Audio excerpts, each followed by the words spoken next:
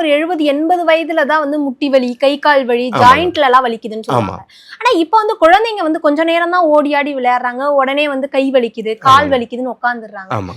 இதுக்கு என்ன பண்ணலாம்? அதாங்க வேர் அண்ட் டேர்னு ஒன்று இருக்கு. அதிகமாக அந்த சவ்வுகளையும் தசைகளையும் பயன்படுத்தி வர்றது தான் உண்மையான வழியாக இருக்கணும். அது எப்படின்னா ஏஜானவங்களுக்கு வரணும். ஆனால் இப்போ என்னென்னா குழந்தைங்களுக்கே வரணும். 2 எக்ஸ்ட்ரீம் எப்பவுமே சொல்லுவேன். ஒன்று உடற்பயிற்சியை செய்யாததுனால வர்றது, ஒன்று ஓவர் யூஸ்னால வர்றது. அப்படி இருக்கக்கூடாது. இப்போ குழந்தைங்களுக்கு எப்படின்னா ஆக்டிவிட்டியே குறைஞ்சி இருக்கிறதுனால அவங்களுக்கு ஃப்ளெக்சிபிலிட்டியும் குறைஞ்சி போயிடுது. இப்போ 45 வயசுலோடைய முதிர்ச்சி தன்மை 18-20 வயசுல வர ஆரம்பிச்சிருது. மசிலில் நான் சொல்கிறது.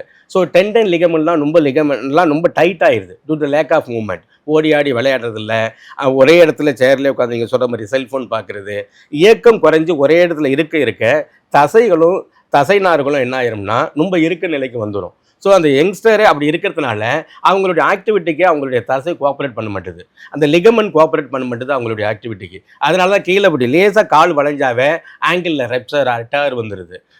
இன்னும் அதிகமாக போய் ஃப்ராக்சர் வரைக்கும் வர ஆரம்பிச்சிருது. ஏதோ ஒரு சின்ன பள்ளத்தில் கால் மடங்கினா கூட இதெல்லாம் ஆகிடுது. இது எல்லாமே லேக் ஆஃப் மூவ்மெண்ட் அதனால் வருது. லேக் ஆஃப் மூவ்மெண்ட்னால என்ன செய்யும்? ரத்த ஓட்டம் கம்மியாகும். ரத்த ஓட்டம் கம்மியானாவே அந்த இடம் ஸ்டிஃப் ஆகும். ஸ்டிஃப் ஆனாவே இன்ஃப்ளமேஷன் வரும். எல்லாம் ஒன்றோட ஒன்று மோல்டாகி வரும். ஸோ இந்த வாய்ப்புகள்லாம் இப்போ குழந்தைங்களுக்கே வர ஆரம்பிச்சிருச்சு. அதுதான் கொஞ்சம் பரிதாபப்படக்கூடிய நிலைமை தான். ஆனால் அவங்க தான் அந்த உடற்பயிற்சி செஞ்சு அதை கொஞ்சம் ஃப்ளெக்சிபிளாக வச்சுக்கிட்டு அந்த இன்ஜூரிலேருந்து அவங்களை பாதுகாத்துக்கணும். வேறு வழியே கிடையாது.